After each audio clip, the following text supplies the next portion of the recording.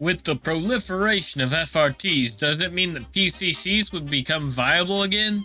They're much more controllable in full forced reset trigger mode than 5.56 guns.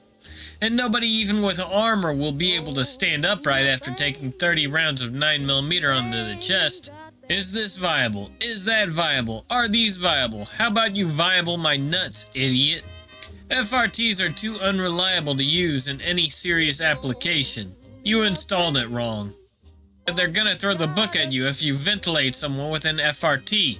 Just use quality loads on a 300 blackout SBR and knock them dead in the same amount of seconds.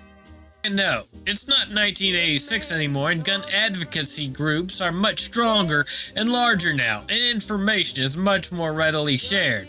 Also, just don't live in a Democrat hellhole and you won't get arrested for defending yourself. 300 blackout SBR. Why pay double for 45? Because it's 10% better in most areas, and that's worth the price for home self-defense. You can get them in the same form factor as the PCC as OP asked about, and it's only pluses besides the price. If you have only a handgun, then yeah, 45 ACP is good for you. No, we're skipping the magnetically propelled 1-pound slugs made of real fucking dent steel, TM, going relativistic speeds. So I've heard numerous gun tubers say, but apparently only the MP5 is worth bothering with. Nothing else comes close to being as controllable. Probably just their personal preferences. There's a million FRT videos out there, even rifle calibers, where the shooter can keep relatively stable. Not like you're gonna be shooting 100 plus yards with an FRT/FA anyways, so do you really need laser accuracy? But the MP5 is probably the cheapest and easiest thing to FRT besides ARs. I hate SIG, but the MPX looks so nice. PCC Thread, Stryborg SP9A3, yay or nay? It's the only PCC I can afford where I live.